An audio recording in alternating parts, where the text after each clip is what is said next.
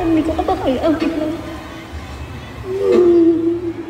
Ayaw kong magsisi sa bandang huli na bakit hindi ko ginawa to. Tapos makikita ko yung grupo ko nasa isang stage, ginagawa nila yung reunion concert. Nung makita ko siya, sobrang natuwa.